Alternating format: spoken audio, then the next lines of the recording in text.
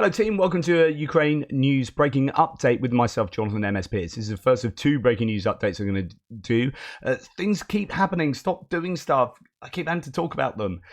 This is a huge bit of geopolitical news, and that is that the EU aid package of 50 billion euros to Ukraine has been unanimously voted on and for. So as Kaya Kallas here says, we have an agreement. All EU 27 countries have approved the 50 billion euro financial aid package for Ukraine.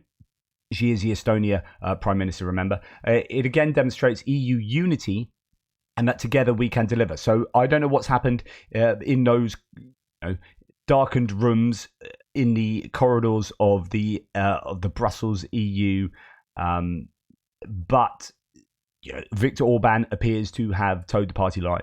An important signal to Ukraine that the EU stands behind you long term until victory. What I want to know is what that 50 billion euro package constitutes. Is it as mentioned here, financial aid package? Is it as has been traditionally reported, a military aid package, or is it both? All 27 leaders, says Nexter, have agreed on an additional 50 billion euro aid package for Ukraine as part of the EU budget. It ensures stable, long-term and predictable financing for Ukraine. Of course, you could say it's two sides of a square. They just need that funding, whether it be to keep, if you provide them funding for weaponry, they still need to keep the country afloat. And there's no point having weapons if you don't have a country. So if you provide that money for the country, then that means other money can go towards weaponry. I don't know how much of that goes into particular funds directly for weapons, if any. So, there's a lot of clarity to come out of this. Zelensky unanimous decision on 50 billion euro package is proof of EU unity. And Charles Michel then talking about it as well. So this is fantastic news. And hopefully this will, I don't know, have any effect on what the US does. But, in light of the US impasse in Congress, this is all the more needed by Ukraine, and it's fantastic news. And that also perhaps gives an indication that Hungary is able to be curtailed. Wall Street Journal writes that the EU leaders are threatening to punish Hungary if it blocks the aid package, and that didn't seem to happen. So he is, as mentioned, towing the party line, and I think that shows a significant shift there. But I do wonder what sweetener has been given to Viktor Orban.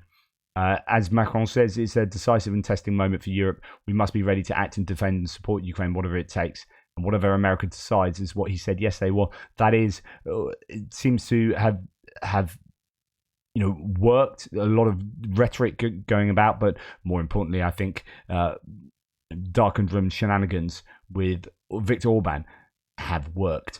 This is excellent news, and I would love it.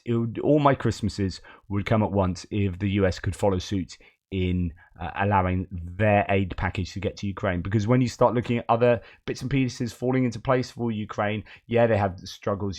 It's a problem in terms of, they have a problem in terms of mobilization and boots on the ground.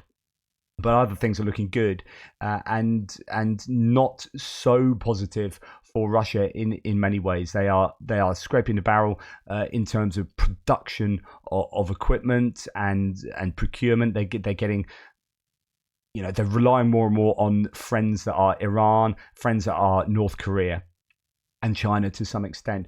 China's a big issue, but if your best mates are North Korea and Iran, and you're relying on them to prosecute a war, I don't think you're in a very good position. And if EU comes together and says, here's 50 billion euros to support your war efforts, then, I know which side I prefer to be on going forward. Anyway, that's huge news. I'm now going to do another video on some other big news, so stay tuned.